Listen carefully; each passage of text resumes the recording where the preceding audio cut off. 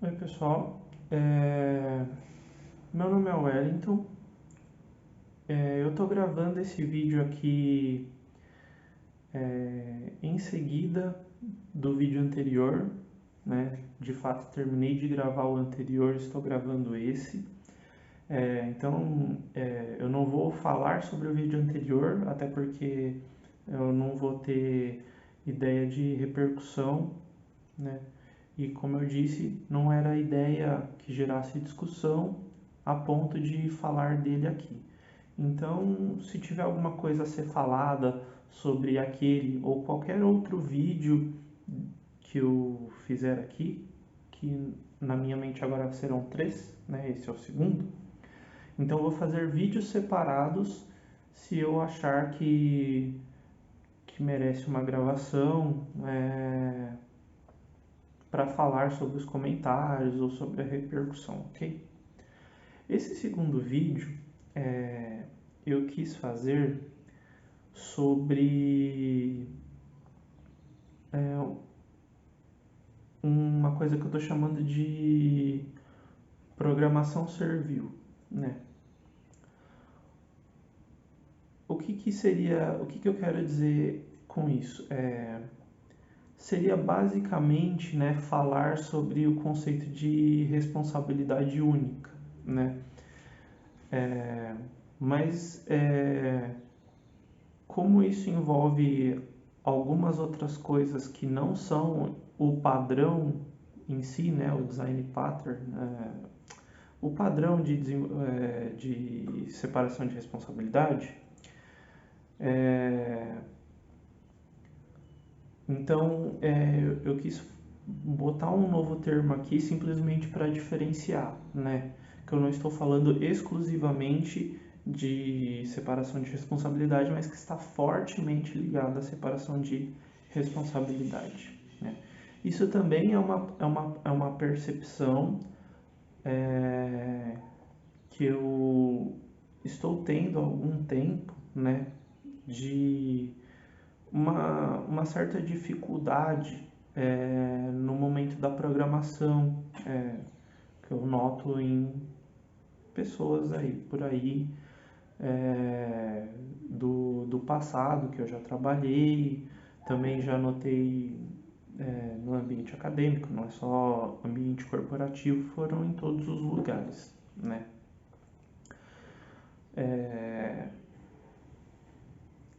O que eu quero dizer com programação servil? É assim, a minha função como programador é implementar uma funcionalidade que foi solicitada, né? Que vai fazer aquele produto evoluir, né? Então vamos pensar assim num, num exemplo bem básico de um método, por exemplo, de API, né? Em que você precisa checar a autenticação, ter um retorno específico, porque você está trabalhando com API, então ele tem um retorno específico, que, por exemplo, você não precisaria se preocupar com esse retorno se você estivesse trabalhando numa interface gráfica, por exemplo, né? E a funcionalidade em si, o que você tem que fazer. É muito fácil, foi muito fácil encontrar aí nos meus anos de carreira quem fizesse tudo junto, por entender que aquilo é uma coisa só. Então, poxa, eu preciso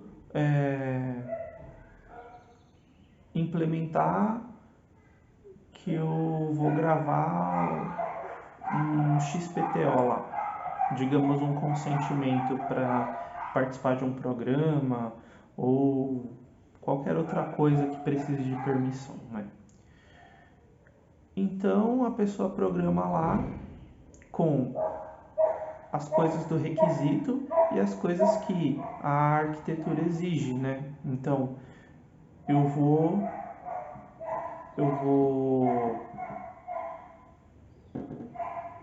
programar ali a parte da autenticação, então eu vou validar um token, alguma coisa assim, né? Vou fazer a minha operação e vou tratar um retorno, porque a API ela devolve alguma coisa num formato específico, né? E aí você programa tudo junto ali, direto na mesma camada, e você de fato entende que aquilo é uma coisa só. Porque para aquilo acontecer, para a gravação do XPTO acontecer, você precisa autenticar e você precisa que retorne alguma coisa. O ID gravado, por exemplo, ou simplesmente algum flag que indique se a operação foi feita com sucesso ou não, se não gerou exceção. Enfim, mas você de fato, quando construiu aquilo, entende que aquilo é uma coisa só. Mas ela não é uma coisa só. Ela pode acontecer no mesmo momento, mas ela não é uma coisa só. E por que eu falo dessa programação servil? Porque o fato de você entender, de você se colocar como programador, então a sua preocupação é a implementação, acaba afetando de alguma forma a sua visão sobre separação de responsabilidade, né? Então, eu queria dar um outro exemplo real que teve de uma programação em que eu comunicava certas ações do sistema, certos eventos do sistema, para que fossem processados e gerar uma estatística lá no final, né? Uma estatística que seria para cada cliente, né? E a quarta ação que seria desenvolvida não se encaixaria na estrutura das outras três. E o que aconteceu na prática? Que eu acabei olhando num code review, né? Tava ajudando esse colega de trabalho. Ele afetou quem estava comunicando a ação por causa da implementação diferente que isso causaria na outra ponta, né? Na ponta de quem ia processar as estatísticas, né? E não estava claro para ele que o sistema que estava comunicando as ações, os eventos, não tinha que ser afetado por causa da implementação, né? Então ele foi simplesmente alterando os níveis superiores sem entender que aquilo não faria sentido em certo momento, né? É como se falasse assim, olha, aqui na cozinha, aqui no nosso restaurante, a gente vai produzir do jeito assado e a gente precisa receber a informação do pedido em chinês, tá? Mas, sendo um cliente, um restaurante aqui no Brasil, o cliente que é o lanche dele não vai se preocupar em aprender chinês para pedir o lanche dele, né? Ele simplesmente quer o cheeseburger dele e não importa o que acontecer lá na gravação do pedido, na interpretação, na cozinha. No final precisa sair o cheeseburger que ele quer. Então basicamente essa mudança na implementação estava chegando no cliente, no estilo assim, olha cliente, aprenda chinês para comunicar que você quer um cheeseburger. Não, ele não precisa fazer isso. Não é responsabilidade do cliente. Não é um requisito para ele, né? Então, a sua implementação mudou? Ok. Mas até que ponto isso vai afetar as outras camadas de quem está chamando você, né? Então, assim, o fato de ter que mudar a implementação ou implementar uma coisa bem diferente do que vinha sendo feito, ela vai afetar sim níveis, quem chama essa implementação, mas vai ter um certo nível de que dali para cima não faz sentido mudar, né? Então, não é só questão de, poxa, eu sou programador, eu tenho que implementar e vou fazer do jeito tal, tal, tal para fazer o negócio sair. Não é que é descuido, tá? Não acho que seja um descuido. Eu acho que é realmente uma falta de clareza, né? De você, por exemplo, colocar uma vestimenta de cliente, ou seja, você não é mais um programador. Então, na hora que eu vou programar, então seja distante do que vai acontecer. Olha, aqui vai acontecer uma solicitação de hambúrguer. Não importa o que vai acontecer na gravação do pedido e na cozinha. Olha, agora eu preciso registrar o pedido que o cliente fez. Não importa o que acontecer na cozinha. Poxa, agora a gente está na cozinha. Beleza, a minha implementação mudou. O escopo da alteração tem que ser aqui, né? É aqui. Não tem que afetar a gravação do pedido, não tem que afetar o cliente, né? Então, se eu separar as responsabilidades, você pode pensar até como uma cebola, né? Então, a alteração está aqui, ela vai se propagar até onde? Até aqui faz sentido? Até aqui? Aí é uma análise caso a caso, né? Do que você precisa para trabalhar conforme essa mudança de comportamento do sistema, né? Às vezes ela nem vai se propagar, às vezes ela vai ficar bem ali, porque ela não depende de um dado de quem está chamando. Pode ser um dado de um repositório que você já tem acesso. Por exemplo, o banco de dados, né? Vamos supor que, olha, agora mudou o queijo padrão. Então agora a gente não vai mais usar queijo prato, vai usar queijo cheddar. Só que isso está gravado num banco.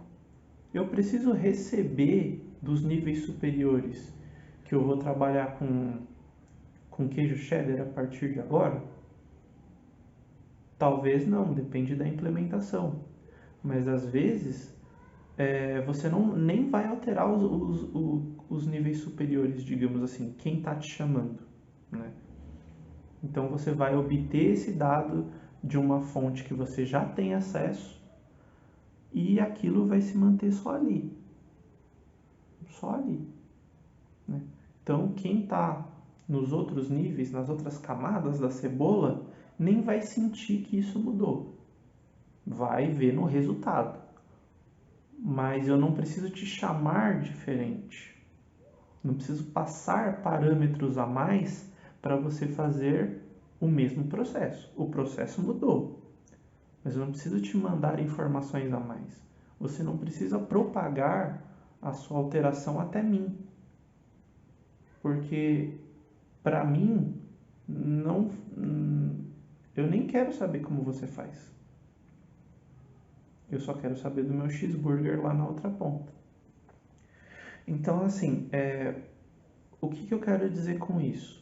é que a separação de responsabilidade ela é muito importante demais, ela é importante demais e independente do método que você assimile para fazer isso acontecer, faça, invista nisso.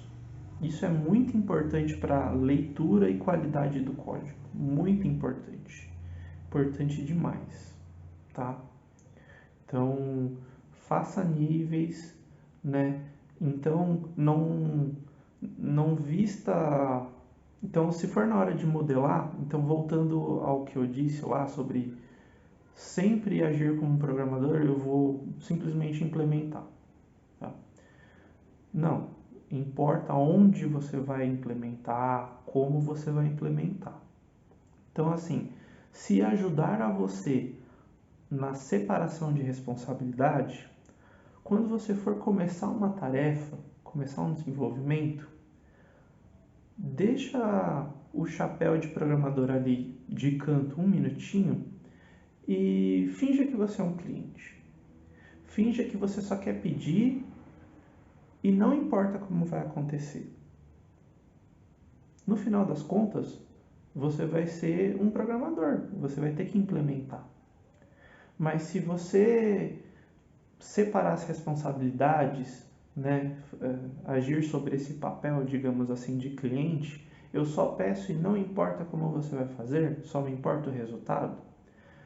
Isso vai te ajudar a construir as camadas melhor, né?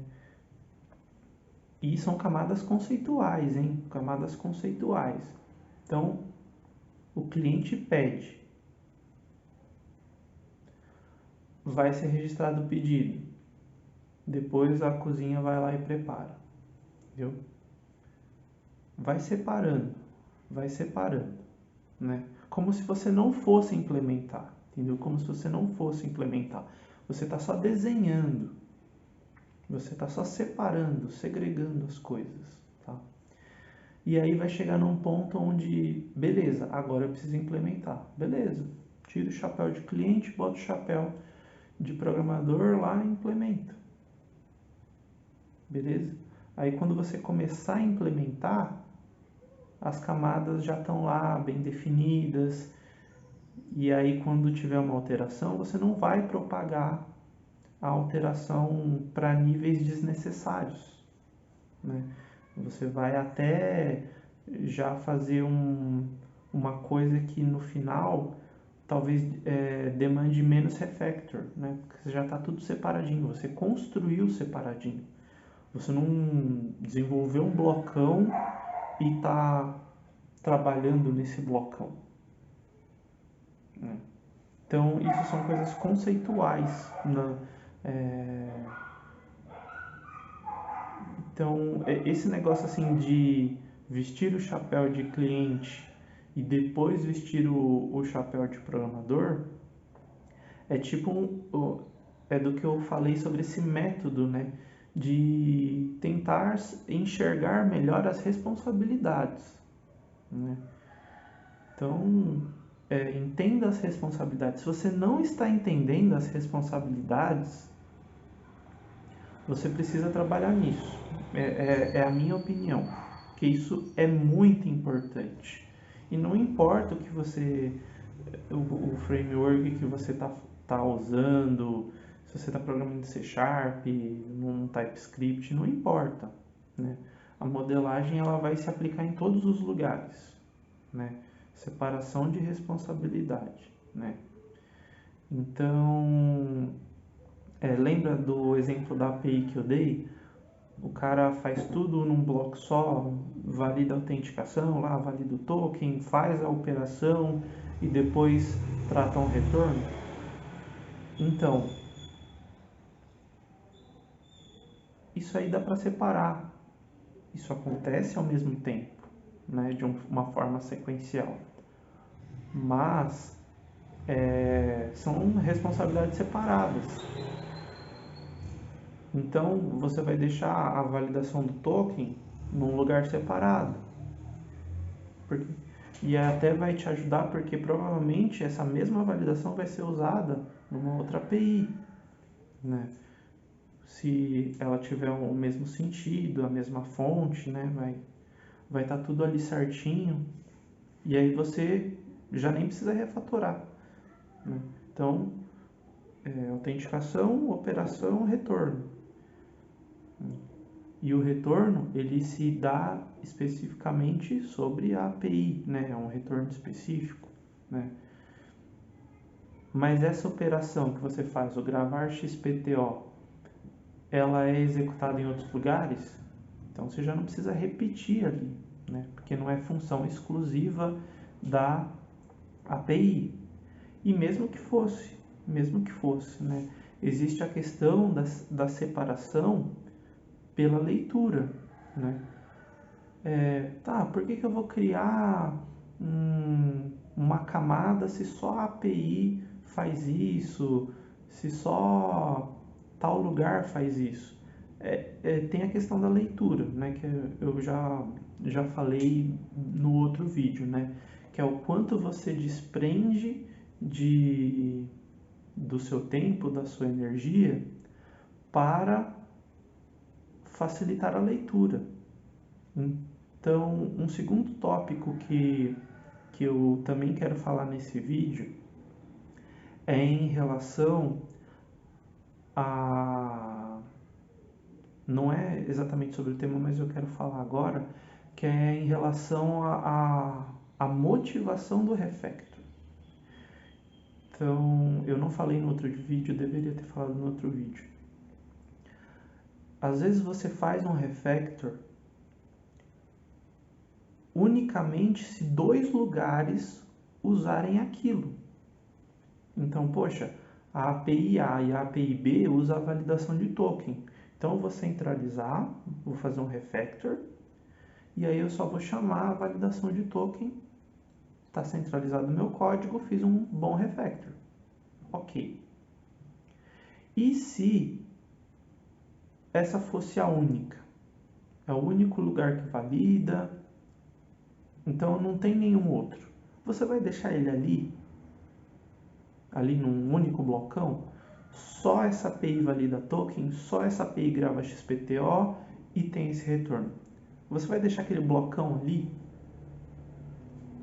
Você faz um refactor para ajudar a ler, simplesmente para ler e interpretar o que está acontecendo? Será que não vale a pena do que ter aquele blocão lá? Aquele blocão também diz que você não está fazendo o teste naquilo, né?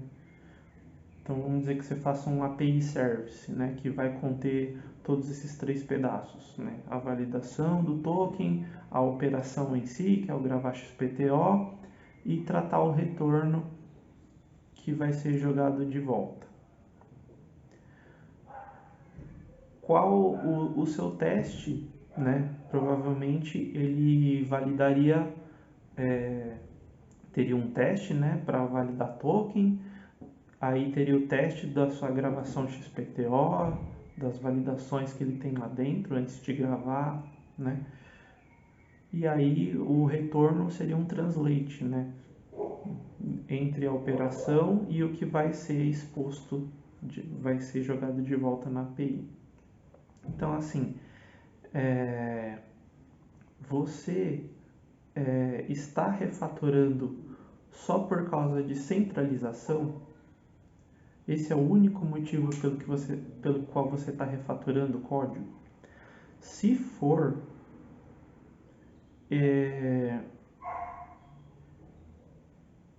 eu gostaria que você refletisse. Não gostaria que você mudasse isso, mas eu gostaria que você refletisse se realmente é o suficiente, se essa deve ser a sua única motivação. Pensa assim no seu passado, dos códigos que você leu, dos seus colegas de trabalho, dos seus colegas da faculdade, e você não falou, poxa, tá difícil de ler, tô gastando tempo nisso, entendendo o que isso faz, né? Eu só preciso mudar o texto ou mudar alguma coisa muito simples, mas eu não cheguei nesse ponto. Tenho certeza que quando eu chegar eu vou gastar 5 segundos para fazer, né? Então, assim, isso provavelmente é porque você está tá lendo um blocão na sua frente, né?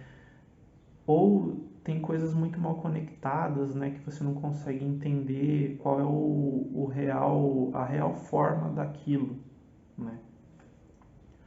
Então, o que eu queria dizer sobre, para fechar o vídeo, né?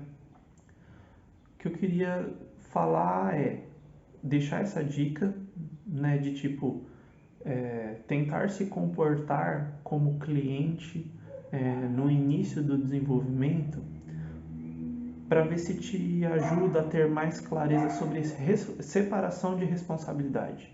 Finja que o poder está na sua mão, que você tem um dinheirão, que você manda e desmanda, e não importa quem é que vai executar o serviço. Você só quer que ele seja feito, né? Isso talvez possa te ajudar se você tiver com dificuldade nisso. E a segunda é propor a reflexão, né, sobre esse refactor. Quais são os motivos que te levam a fazer o refactor? Ele por acaso é opcional no seu desenvolvimento? Você faz refactor em tudo que você desenvolve? Faz parte do fixo, né? Então veja aí, talvez você possa agregar mais motivos para refatorar não só o seu código, mas o código em que você passou, né? Então não é difícil a gente achar código legado, né? Que não segue os parâmetros as diretrizes que a gente tem hoje na mão, né? Isso é normal, tanto o código que a gente mesmo produziu quanto o código dos outros, né? O código que compõe realmente o produto, né? Então, às vezes a gente pode refatorar alguma coisa simplesmente porque a gente sentiu dificuldade de ler, de interpretar o que faz, né? A gente não quer mudar a programação em si, a gente só quer segregar. Só quer segregar. E isso ajuda demais, ajuda demais. Essa questão da interpretação, eu fiz questão de enfatizar muito no primeiro vídeo e faço questão de enfatizar nesse também, né? Porque está relacionado à qualidade para mim, né? Então, centralizar código é muito bom, né? Você não ter cópias das coisas por aí, mas refatorar para ler também é muito importante, né? Então eu estou pensando nisso ultimamente, né? Já, já, já tento praticar isso há um tempo e eu espero que muita gente faça isso ou comece a fazer isso, né? Gostaria que fosse uma preocupação, né? Porque não é só individual e não é só coletivo. Então eu construo hoje e talvez eu mesmo vá modificar no futuro. Eu construo hoje e talvez eu nunca mais vai tocar naquilo, mas outras pessoas vão. E mesmo que não se mexa naquilo, que não se altere aquilo, a chance de eu precisar ler e interpretar é alta. Então, trabalhar em cima da interpretação eu acho importante sobre a qualidade. Então, é isso. Também quero deixar um abraço de novo para todo mundo. Como eu disse, se isso gerar algum comentário ou algum tipo de dúvida, talvez eu possa eventualmente fazer um novo vídeo falando só da réplica, né? Então, até a próxima.